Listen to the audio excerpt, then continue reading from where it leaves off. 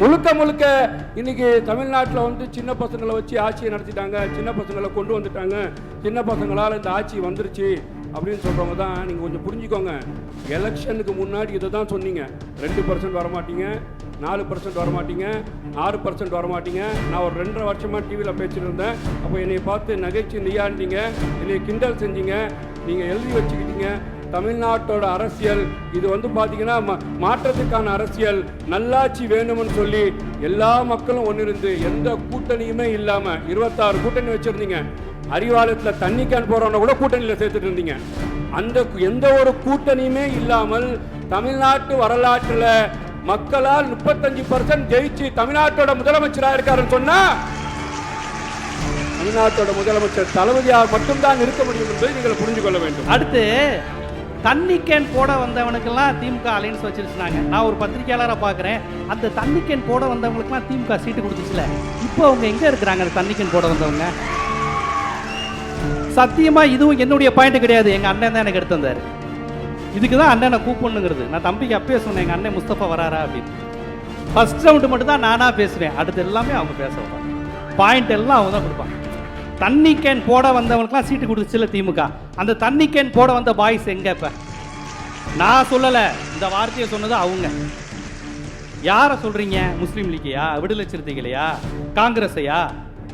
என்னங்க நீங்க கூப்பிட்டு சீட்டும் கொடுத்துட்டு உங்களுக்கு உங்க கட்சிக்கு அவங்க தான் தாங்குறாங்க, ஆதரவு கொடுத்தவங்கள தண்ணி கேன் போட வந்தவங்க நான் சொல்றது சொல்லக்கூடாது.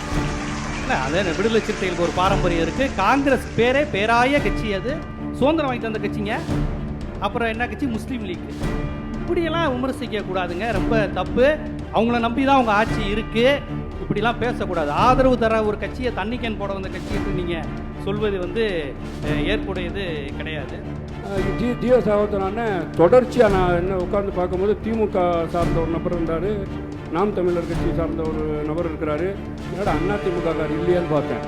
ஏன்னா நிறையா கூவத்தூரை பற்றி பேசினார். கூவத்தூர் பேசும்போது எப்படி பேசினாருன்னு தெரியல. அப்போ புரிஞ்சுக்கிட்டேன் நான். ஒரு சட்டை பாருங்க, கருப்பு, சிகப்பு, வெள்ளை. அதை தாண்டி பேண்ட்டை பார்த்தேன். சார் பேண்ட் கலர்னா வேறன்னு சொல்லி அவர் பாக்கெட்ல பாருங்க லோகோ எஞ்சி பார்த்தீங்கன்னா தெரியும் சார். அதுலேயும் கருப்பு, சிகப்பு, வெள்ளை. அவர் செருப்பை பார்த்தேன், அதுலேயும் கருப்பு, சிகப்பு, வெள்ளை. இதெல்லாம நோட் பண்ணிருக்கீங்க. அப்ப அதிமுக பிரதிநிதித்துவத்தை வந்து எந்த அளவு வந்து பாத்தீங்கன்னா உள்வாங்கி இருக்காரு பாத்தீங்களா? இன்னைக்கு தமிழ்நாட்டில் நடக்கக்கூடிய இந்த நல்லாட்சிக்கு குதிரை பேரமே நடக்கல. குதிரை பேரம் நடத்தியிருக்கிறாங்க. குதிரை பேரம் நடந்து தமிழ்நாட்டோட மாண்பே முடிச்சுட்டாங்க. இது மோடியோட சிஸ்டம் அப்படின்னு நீங்க பேசுங்களா இல்லையா? நீங்க ரொம்ப நடுநிலையால பத்திரிகையாளராக பேசுங்களேன். கூவத்தூர்ல பஸ்ஸா கூட்டு போய் மாநாட மயிலால டான்ஸ் எல்லாம் ஆடினாங்கன்னு சொல்லி உங்க கூட இருக்கிற திமுக கருணாஸ் போன்றவர்கள்லாம் உண்மையை வெளியில சொல்லுவேன்னு சொன்னாங்களா இல்லையா? அப்ப தமிழ்நாட்டில் குதிரை பேரமாச்சு, மக்கள் விரோத ஆட்சி அன்னைக்கு யார் நடத்தினது? இன்னைக்கு கூவத்தூர்ல ஒண்ணுமே நடக்கலன்னு பேசுறீங்க. இன்னைக்கு தமிழ்நாட்டில் ஒரு நல்லாட்சி நடக்கக்கூடிய தமிழக வெற்றி கழக ஆட்சியை நீங்க ஒழிப்பதற்கு நீங்க 2 பேரும் சேர்ந்து எவ்வளவு பிளான் பண்றீங்க? இன்னைக்கு 50 கோடி யார் பேரம் பேசுனது? யார் மேல வழக்கு தொடரப்பட்டிருக்கு? நாங்க வந்து பாத்தீங்கன்னா ஒண்ணுமே செய்யலன்னு சொன்னவர்கள், நாங்க மிசாக்கு பயப்படாதவங்க, லூக்கோ நோட்டீஸ்க்கு பயந்து வீட்டுல ஓடி உட்கார்ந்துருக்கிறார் ஒருத்தர் சிங்கப்பூர்ல போய் அட்மிட் ஆயிட்டு வந்தார். இதுதான் திமுக நிலைமை தமிழ்நாட்டில். பயங்கரமான கண்டுபிடிப்புகள்லாம் கண்டுபிடிச்சிருக்கிறாரு நம்மளை பத்தி. நான் சத்தியமா ஒரு சொன்னதுக்கு அப்புறம் தாங்க என் ட்ரெஸ்ஸையே நான்லாம் பார்த்தேன். என்ன இப்படி பார்க்குறாங்க? அதாவது ஆனால் புதுசாக இருக்குண்ணே, அண்ணே புதுசாக இருக்கு உண்மையிலே. எனக்கு வந்து இது ரொம்ப வித்தியாசமாக இருந்துச்சு. இந்த சட்டையை இவ்வளவு ஆராய்ச்சி செய்வீங்க நான் எதிர்பார்க்கவே இல்லை. இவ்வளவு நுட்பமாக கவனிக்கிறாங்க, எவ்வளோ டெப்த்தாக இருக்கிறாங்க. தாவேக்கா ஆதரவாக பேசுகிறவங்க எவ்வளோ நுட்பமான பார்வையுடையவர் பாருங்கள். சட்டை, ஷூ, உலகத்திலே இது ஒரு எனக்கு தெரிஞ்சு பச்சை கலர் நினைக்கிறேன் இந்த ஷூ. அப்படியா? நான் போடாத செருப்பு என்ன கலர்னு பார்த்துருக்காரு பாருங்க. உண்மையிலே தாவேக்கா பெஸ்ட்டுங்க. அவங்கள போய் ஒன்றும் தெரியலன்னு சொல்லுவீங்க. அவங்கள போய் ஒன்றும் இல்லை சொல்லக்கூடாது. என்ன மாதிரியான பார்வை அது? எவ்வளோ நுட்பமாக இருக்கிறாங்க. ஆமாம், நுட்பமாக இருக்காங்க, துல்லியமாக இருக்கிறாங்க. இப்போ பாருங்களேன், அரசியலில் வரக்கூடாது, ஆட்சி அமைக்கக்கூடாதுன்னு சொல்லி எடப்பாடி பழனிசாமி பிஜேபியோட இருந்தார். அங்கே இருக்கிறவர்கள் எல்லாம் RSS மேடையில் போய் வேலை கொடுத்தாங்க. நாங்கள் பாஜக எதிர்ப்பில் இருக்கிறோம்னு சொல்லி பேசின திமுக, நாங்கள் 2 பேரும் கூட்டணி அமைச்சு விஜய் ஆட்சியை கவுக்க போகிறோம்னு பேசினவர்கள் தானே நீங்கள். இப்ப முழுக்க முழுக்க தமிழ்நாட்டில் ஒரு நல்லாட்சி வரக்கூடாதுன்னு சொல்லி பாஜகவோட கைகோர்த்த நிகழ்வை நம்ம வரலாறு பார்த்தது. நம்ம பார்த்தோமா இல்லையா? அதிமுகவும் திமுகவும் ஒன்றிணைந்து தமிழக வெற்றி கழக ஆட்சி வரக்கூடாது, அங்க பொது வேட்பாளரை கொண்டு வரலாமா, எடப்பாடி பழனிசாமியை முதலமைச்சர் ஆக்கலாமான்னு சொன்னா, ஆக மொத்தத்துல பாஜகவோட நிழலா இருக்கக்கூடிய ஆட்சி இருக்கலாம். மக்களால் தேர்ந்தெடுக்கப்பட்ட மக்கள் நேசிக்கக்கூடிய முதலமைச்சர் மரியாதைக்குரிய தமிழ்நாட்டோட தளபதி அவர்கள் இருக்கக்கூடாது என்பதை பாஜக ஒன்று நீங்க முடிவெடுத்தீங்க. குதிரை பேரம் நான் தாவைக்காவை சொன்ன உடனே அவர் அதிமுக கூவத்தூர் அப்படின்னு சொன்னார். நான் உடனே அதிமுகவை ஆதரித்தேன் அப்படிலாம் சொல்லிட்டேன். சரி, என்ன வேணாலும் இருக்கட்டும். இப்போ அந்த கூவத்தூரில் இருந்த எம்எல்ஏக்கெல்லாம் எந்த கட்சியில் இருக்கிறாங்க? அந்த கூவத்தூரில் இருந்தவங்கலாம் இல்லை, தெரியாமல் கேட்குறேன். ஒரு தெரியல, சீரியஸாக தெரியல. அந்த கூவத்தூரில் நீங்கள் சொன்ன டான்ஸு, எல்லா பிரியாணி சாப்பிட்டது, எக்ஸட்ரா எக்ஸட்ரா என்ஜாய்மெண்ட் என்னமா பண்ணாங்க விமர்சனம் வந்துச்சுல்ல.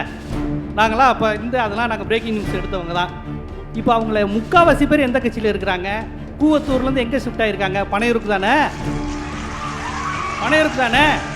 அப்புறம் கூவத்தூரை பற்றி அப்படி பார்த்தாலும் நான் குதிரை பேரன் மட்டும்தான் நிப்பாட்டினேன். கூவத்தூருக்கும் அவங்க தான் இப்போ அதுக்கும் அவங்க தான் இப்போ சொந்தக்காரங்க. அதை நான் இந்த பாயிண்ட்டை நான் யோசிக்கவே இல்லை. அண்ணன் தான் எடுத்து கொடுத்துருக்காரு. அதனால தான் நம்ம ஊருக்காரங்களை கூப்பிடணுங்கிற ஹெல்ப் பண்ணுவாங்க நிறைய. மாற்றம்னு சொல்லி வெறும் பேரை மட்டும் மாத்திக்கிட்டு இருக்கீங்க. போன ஆட்சியில் வச்ச பேரை தான் மாத்துறீங்க, வேற ஒரு மாற்றமும் இல்லைன்னு கேட்குறாங்க. சார் என்ன மாற்றம் சார்? நான் கேட்குறேன், 75 வருஷமா இங்கே மாறி மாறி நீங்கள் ஆட்சியை செஞ்சு நாங்கள் பார்த்தீங்கன்னா களத்தில் இருக்கிறோம், நாங்கள் பவளவிழா பாப்பா அப்படின்னு சொன்னவர்கள் தமிழ்நாட்டு அரசியல் களத்தில் நீங்கள் நல்ல ஆட்சியை தந்திருந்தால், உண்மையான ஆட்சியை தந்திருந்தால், நான் பெண்களுக்கு பஸ்ஸை கொடுத்தோம், கொடுத்தீங்க, கொடுத்துட்டு ஓசி பஸ்ஸுன்னீங்க. நாங்கள் 1000 ரூபா கொடுத்தோம், கொடுத்தீங்க, லிஃப்ட்டுக்கு பாய் ஃப்ரெண்டை கூட்டு போனீங்க. நான் இவ்வளோ பேசக்கூடிய திமுக நீங்கள் உண்மையாகவே கடந்த 5 வருஷம் ஆட்சி நல்ல ஆட்சியை தந்திருந்தால், தமிழ்நாட்டோட முதலமைச்சருங்க எக்ஸ் முதலமைச்சர் முத்துவேல் கருணாநிதி ஸ்டாலின் கொளத்தூர்ல தூங்கி வீட்டில் தூங்கிட்டு இருக்கிறார். அப்ப தமிழ்நாட்டோட மக்கள் என்ன நினைக்கிறாங்க? நீங்க நல்லாட்சி தெரிந்தா நடந்திருக்குமா, நடந்திருக்காதா? அப்ப முழுக்க முழுக்க தமிழ்நாட்டில் மக்கள் விரோத ஆட்சியை தந்திருக்கீங்க என்பதை மக்கள் முடிவு செய்திருக்கின்றார்கள். இன்னைக்கு தொடர்ச்சியாக சொல்லும் போது நீங்க டான்ஸ் எல்லாம் பார்த்துருக்கீங்களா? நீங்க கடந்த ஆட்சி காலத்தில் பார்க்கலையா? முத்துவேல் கருணாநிதி ஸ்டாலினும் நம்ம இந்து அறநிலையத்துறை மந்திரியாக இருந்த சேகர் பாபு அவர்களும் ரோட்ல பொம்பளைங்களை டான்ஸ் ஆட விட்டு வேடிக்கை பார்த்த நிகழ்வுலாம் நடக்கலையா? இந்த தமிழ்நாட்டில் என்ன நிகழ்வு நடந்துச்சா இல்லையா? ஏதோ நடக்காத விஷயத்தை நீங்கள் இந்த இடத்துல பேசுவதை வருத்தம் அளிக்கின்றது. அதை மட்டும் இல்லாமல் பட்ஜெட்டை கொண்டு போய் திருப்பதியில் போய் திருப்பதிக்கு பார்த்தீங்கன்னா பிரார்த்தனைக்கு போகிறாருங்க. அவர் இன்னைக்கு நான் பள்ளியாசலுக்கு போவேன், ஒருத்தர் கோவிலுக்கு போவார், ஒருத்தர் சர்ச்சுக்கு போவார். இங்கே பிறப்புக்கும் எல்லா உயிருக்கும் நாங்கள் வாழ்ந்துட்டு இருக்கிறோம். இந்த தமிழ்நாடே என்ன இறை வழிபாடு கொண்ட தேசமாக இருக்கின்றது. ஒருத்தர் போயிட்டு வராருன்னு சொன்னா நான் கேட்குறேன், இவ்வளோ பேசக்கூடிய திமுக, இவ்வளோ பேசக்கூடிய திராவிட கொள்கை, KN நேரு ஏன் பார்த்தீங்கன்னா தமிழ்நாட்டு கோவிலில் உண்டியில் போடாமல் திருப்பதி உண்டியில் போய் போட்டு வந்தார் பணத்தை? எதுக்கு அங்க இருந்து போய் போட்டு வரார்? இல்லங்க, தனிப்பட்ட முறையில போறது வேற, நம்ம பட்ஜெட்டை கொண்டு போய் அங்க வச்சு கூட்டு வர்றது தானே கேக்குறாங்க. முழு அவர் அவர் இறைவனை வணங்கி நான் போறேன், வீட்டுல இருந்து சொல்லிட்டு போறேன். எதுக்கு நம்ம போறோமோ அவர்களோட நம்பிக்கையை வைத்து அவர் வெளியில பண்ணிடுறாரு. நீங்க தனியா மசூதிக்கு போனா பிரச்சனை இல்ல, நீங்க ஏதாவது ஒரு குழுவோட அறிக்கையை தூக்கிட்டு போய் அங்க வச்சுட்டு வந்தீங்கன்னா அது அவர் எதற்காக என்ன வைத்தாருன்னு நீங்க பார்க்கணும். சரியா? தொடர்ச்சியாகவே பிஜேபி பார்த்தீங்கன்னா தமிழ்நாட்டு அரசியலில் தாவேகாவோட கூட்டணியில் இன்னைக்கு இருந்திருக்குன்ற மாதிரிலாம் பேசுனாங்க. சார் நீங்கள் நல்லா ஒன்று புரிஞ்சுக்கோங்க, தமிழ்நாட்டு அரசியலில் ஒன்றுமே இல்லாத பிஜேபியை சிலிண்டர் விலை ஏறிச்சா பிஜேபி, இங்கே பார்த்தீங்கன்னா கடையில் தோசை சொல்லியா பிஜேபி, இதெல்லாம் சொல்லி திமுக அரசியல் நடத்திட்டு இருந்தது. ஆனால் அவங்க நடத்தும் போது தமிழ்நாட்டு சட்டமன்றத்தில் பிஜேபி 4 சீட்டு இருந்துச்சு. ஆனால் இன்னைக்கு தமிழக வெற்றி கழகம் ஒண்ணுமில்லாத பிஜேபியை நாங்கள் எதிர்க்கவே தேவையில்லைன்னு அரசியல் வரலாற்றில் 900 ஓட்டில் மிஸ் ஆயிட்டார். ஊட்டியில் எங்க வேட்பாளர் இப்ராஹிம் தோல்வி பெற்றார்.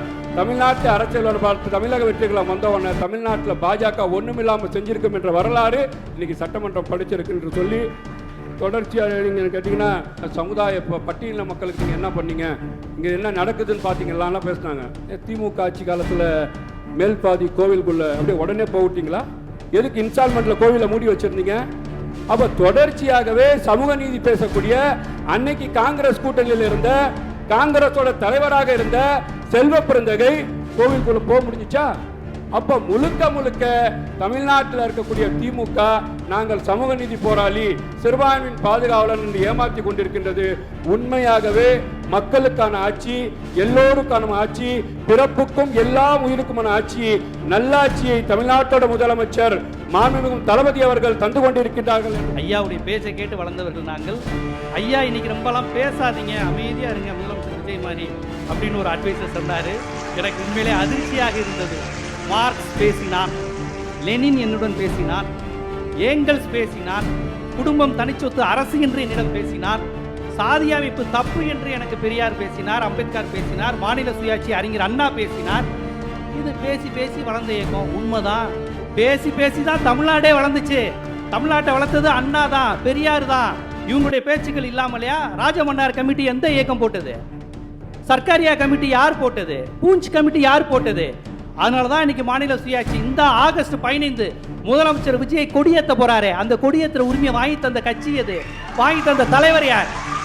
நீங்க விமர்சனம் செஞ்சீங்களே, பேசி பேசி நாட்டை கெடுத்துட்டாங்க. நாட்டை கெடுக்கல, விஜய் போன்றவர்களுக்கும் குடியேற்றுகின்ற உரிமையை வாங்கி தந்திருக்காது. இன்னைக்கு பட்ஜெட் போட்டீங்களே, அந்த கட்சிட்டு இருந்து காப்பி அடிச்சு தானே பட்ஜெட் போட்டிருக்கீங்க. எது எல்லாமே ரெப்ளிகேஷன் தானுங்க, ஜெராக்ஸ் காப்பி தானுங்க. அதுதான் இப்போ நீங்கள் அது பேசுனது தப்புங்கிறீங்க, அவங்க எழுதுனது தப்புங்கிறீங்க. அந்த பேனாக்களும் அந்த வாய்களும் பேசி பேசி தானே இன்னைக்கு அம்புட்டு பேரும் நல்ல சொக்கா போட்டிருக்கான், படிக்கிறான், இடஒதுக்கீடு எல்லாமே பேசி பேசி தானே வந்தது. நான் மார்க்ஸ்லேருந்து எழுக்கிறேன். மார்க்ஸ் பேச்சு, ஏங்கல்ஸ் பேச்சு, லெனின்ஸ் பேச்சு, மாவோ பேச்சு, இதெல்லாம் சேர்ந்து தானுங்க இன்னைக்கு சமத்துவம், சமூக நீதி, பொருளாதாரம் எல்லாமே நம்ம வந்திருக்கோம். ஆனால் இன்னைக்கு பேசாதீங்க, அது புத்தருங்கிறேன். புத்தரையும் எதையும் நீங்கள் ஒப்பிடுறீங்க, எனக்கு உண்மையிலே புரியலை.